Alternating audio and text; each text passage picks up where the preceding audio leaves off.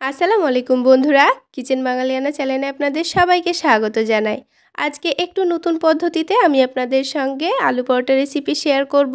বানানো খুবই সহজ আর খুব অল্প সময়ে কিন্তু তৈরি করে নেওয়া যায়। তাছাড়া কোনো রকম আলুর পুর ঢুকিয়ে বেলার কোনো ঝামেলা নেই। ঝটপট বানিয়ে আপনারা বাচ্চাদের স্কুল টিফিনেও দিতে পারেন।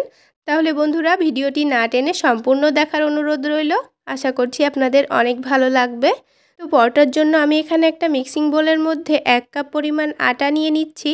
আপনারা চাইলে ময়দা দিয়েও বানিয়ে নিতে পারেন।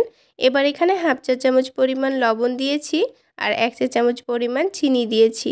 তার সাথে হাফ চা চামচ পরিমাণ কালো জিরা দিয়ে দিচ্ছি আর দিয়ে দেবো হাফ চা চামচ পরিমাণ আজওয়াইন।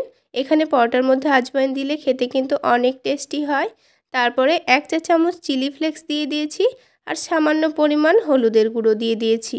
তো প্রথমেই শুকনো উপকরণগুলোকে একটু ভালো করে মিশিয়ে নিচ্ছি।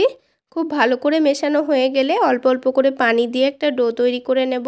তো এখানে কিন্তু আমি কোনো রকম তেলের ব্যবহার করলাম না। এখানে তেল দিয়ে ময়ান দেওয়ার কোনো প্রয়োজন নেই।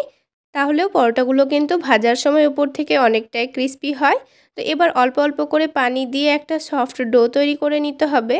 পানিটা কিন্তু একেবারে দিয়ে ফেলা যাবে না, বারে বারে অল্প অল্প করে পানি দিয়ে আমি ডোটা তৈরি করে নিচ্ছি। একেবারে পানি দিয়ে ফেললে আবার ডোটা নরম হয়ে যেতে পারে। তো ডোটা নরম হয়ে গেলে পরোটাগুলো কিন্তু খুব একটা ভালো হবে না। তো আমরা যেভাবে বাড়িতে রুটি তৈরি করার জন্য নর্মালি ডো তৈরি করে থাকি, সেই রকমভাবেই আটাটা মেখে নিতে হবে। এবার এটাকে 10 মিনিটের জন্য আমি রেস্টে রেখে দিচ্ছি। ততক্ষণে আলুর পুরটা রেডি করে নেব। তো সেই জন্য কড়াইয়ের মধ্যে 3 চামচ পরিমাণ সয়াবিন তেল দিয়ে দিয়েছি। তেলটাকে একটু গরম করে নেওয়ার পর আমি এখানে দিয়ে দিচ্ছি পেঁয়াজ কুচি। এবার পেঁয়াজটাকে মিডিয়াম আঁচে একটু ভেজে নিতে হবে। হালকা করে ভেজে নিলেই কিন্তু হবে। তো পেঁয়াজটাকে একটু সময় নিয়ে আমি হালকা করে ভেজে নিয়েছি। তারপরে আমি এর মধ্যে দিয়ে দেব আদা রসুনের পেস্ট। তো এখানে আমি হাফ চা চামচ পরিমাণ আদা রসুন বাটা দিয়ে দিয়েছি। তো আদা রসুন বাটাটাকে দেওয়ার পর আবারও খুব ভালো করে ভেজে নিতে হবে। খুব ভালো করে না ভেজে নিলে আদা রসুনের কাঁচা গন্ধটা কিন্তু থেকে যাবে।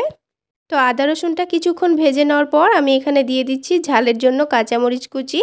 ঝালের পরিমাণটা আপনারা আপনাদের পছন্দ মতো কমিয়ে বা বাড়িয়ে দিয়ে দিতে পারেন। তার সাথে দিয়ে দিয়েছি গ্রেট করে রাখা গাজর। আলুর পুরের সঙ্গে এরকম গাজরটা গ্রেট করে দিলে কিন্তু আলুর পুরটা খেতে অনেকটাই টেস্টি হয়। তো গাজরটা একটু ভেজে নেওয়ার পর আমি এখানে দিয়ে দিলাম স্বাদ মতো লবণ, সামান্য হলুদের গুঁড়ো, ভাজা জিরা গুঁড়ো, তারপরে সবশেষে দিয়ে দিচ্ছি গরম মশলা গুঁড়ো। এবার সব কিছুকে একটু ভালো করে মিশিয়ে নেব। এখানে গাজরটা যেহেতু গ্রেট করা আছে তাই কিন্তু ভাজতে খুব একটা সময় লাগে না। 2 থেকে 3 মিনিট সময় নিয়ে ভেজে নিলেই কিন্তু খুব সুন্দরভাবে গাজরটা সেদ্ধ হয়ে যায়। তো এবার আমি এখানে দিয়ে দিচ্ছি সেদ্ধ আলু। আর আলুটাকে আগে থেকে আমি গ্রেট করে নিয়েছি। আপনারা যদি চান এভাবে গ্রেট করে না দিতে, তবে হাত দিয়ে ভেঙে দিতেও পারেন। আর এই আলুর পুরের মধ্যে যদি গাজর না দিতে চান তাও কিন্তু হয়ে যাবে। গাজরটা বাদ দিয়ে সমস্ত মশলাগুলো যেভাবে দিয়েছি ঠিক সেইভাবে বানিয়ে নিলেই কিন্তু হয়ে যাবে। তো এবার সব কিছু উপকরণকে খুব ভালো করে মিশিয়ে নিতে হবে। তো একটু মিশিয়ে নেওয়ার পর অনেকটাই আঠালো হয়ে গেছে। তো এবার আমি এটাকে একটা প্লেটের মধ্যে নামিয়ে নেব। তো এবার এটা নামিয়ে নিলাম। এবার এটা ঠান্ডা হতে থাক। তো আমি এদিকে পরোটাগুলো তৈরি করার জন্য আবারও ডোটাকে খুব ভালো করে মুথে নেব। তো 10 মিনিট পরে দেখুন আমি আটার মধ্যে চিনি দিয়েছিলাম, সেগুলো কিন্তু খুব সুন্দরভাবে গলে গেছে। তো এবার এটাকে আবারও খুব ভালো করে মুথে নিচ্ছি। তো খুব ভালো করে মুথে নেওয়ার পর এবার এটা থেকে লেচি কেটে নেব। তো আপনারা যত বড় সাইজের পরোটাগুলো বানাতে চাচ্ছেন, ছোট অথবা বড়, সেই অনুযায়ী কিন্তু লেচিগুলো কেটে নেবেন। তো লেচিগুলো আমার কাটা হয়ে গেছে। এবার এগুলোকে একটা বাটির মধ্যে তুলে আমি রেখে দিচ্ছি। এবার এটাকে ঢাকনা দিয়ে ঢেকে রেখে দিলাম। আর একটা পরোটা আমি খুব সুন্দর করে বল তৈরি করে নেব। তো হাতের মধ্যে একটু ঘুরিয়ে ঘুরিয়ে সফট একটা বল তৈরি করে নিয়েছি। এবার এর ওপরে একটু আটা ছড়িয়ে দিয়ে এটাকে বড় করে একটা রুটি বেলে নেব। তো বড় করে রুটি বেলে নিয়েছি। আর খুব বেশি মোটাও না, পাতলাও না, নর্মালি আমরা যেভাবে বাড়িতে রুটি তৈরি করি সেই রকম করেই কিন্তু রুটিটা বানিয়ে নিয়েছি। তো এবার এভাবে করে সবগুলো রুটি আমি বেলে একটা সাইডে রেখে দেব।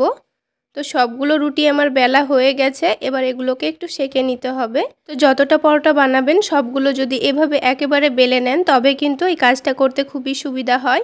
তো এখানে আমি একটা প্যান গরম করতে বসিয়ে দিয়েছিলাম। তো প্যানের মধ্যে এখানে রুটিটা দিয়ে দিয়েছি। এবার এই রুটিটাকে বারবার উল্টে পাল্টে হালকা করে সেঁকে নিতে হবে। আর একটু লক্ষ্য রাখতে হবে রুটিটা যেন ফুলে না যায়। এখানে কিন্তু আমি রুটিটাকে বারবার উল্টে পাল্টে নিচ্ছি, কারণ এই রুটিটা যেন না ফুলে যায়। তো হালকা করেই সেঁকে নিতে হবে। হালকা করে সেকে নিয়ে আমি তুলে নেব। আর সবগুলো রুটি ঠিক একই রকমভাবে আমি একটু সেকে নেব। তারপরে কিন্তু আমি পরে এগুলোকে ভেজে নেব।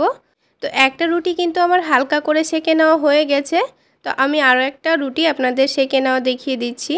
তো তার আগে এই প্যানের মধ্যে যখন রুটিটা দেবেন তখন প্যানটাকে একটু ভালো করে মুছে নেবেন। তো যেহেতু আমি রুটিটা আটা দিয়ে বেলে নিয়েছি তাই কিন্তু রুটির গায়ে একটু আটা লেগেই থাকবে। আর এটা যেহেতু একবার আমি তুলে নিয়েছি তাই কিন্তু প্যানটার মধ্যে আটা কালো কালো হয়ে পুড়ে থাকবে, তাই একটু প্যানটা খুব ভালো করে মুছে নিতে হবে। তো ঠিক একই রকমভাবে উল্টে পাল্টে এটাকেও আমি হালকা করে সেকে নিয়েছি। আর একটু লক্ষ্য রেখে সেকে নিতে হবে যেন এই রুটিটা ফুলে না যায়। তো ঠিক একই রকমভাবে আমি সবগুলো রুটি সেকে নিয়েছি। আর বন্ধুরা, সবগুলো সেকে নেওয়া হয়ে গেলে এবার আমি একটা এখানে রুটি রেখে বাকিগুলো এক সাইডে সরিয়ে দিয়েছি। এবার একটা কাঁটা চামচের সাহায্যে এই রুটিটাকে ফুটো করে দিচ্ছি। এভাবে করে চারিদিককে ফুটো করে দিতে হবে যেন রুটিটা আবার আমি ভেজে নেব তখন যেন না ফুলে যায়। তো এবার এখানে আমি টমেটো সস চারিদিকে লাগিয়ে দিচ্ছি। এই রুটির চারিদিকে টমেটো সস লাগিয়ে দিলে এই পরোটাগুলো খেতে অনেকটাই ভালো লাগবে। তো সেই জন্য একটু টমেটো সস লাগিয়ে দিয়ে এখানে আলুর পুরটা দিয়ে দিচ্ছি। তো এক সাইডে অর্ধেকটা আমি আলুর পুর দিয়ে দেব।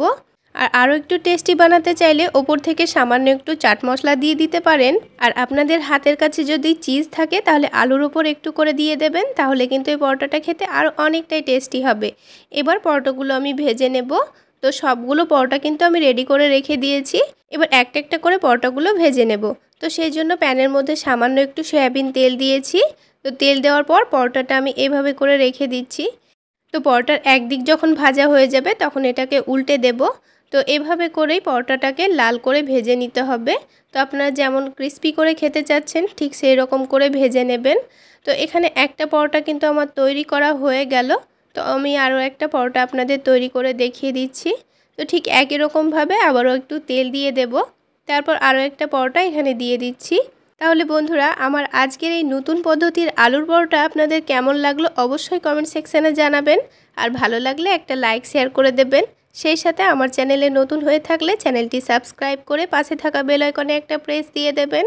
এতে করে আমি যখনই কোনো নতুন ভিডিও আপলোড দিব সবার আগে নোটিফিকেশান পেয়ে যাবেন। আর বন্ধুরা, আমার এই সহজ রেসিপিগুলো যদি আমার ফেসবুক পেজ থেকে দেখে থাকেন তাহলে পেজটিতে একটি লাইক দিয়ে ফলো করে রাখবেন।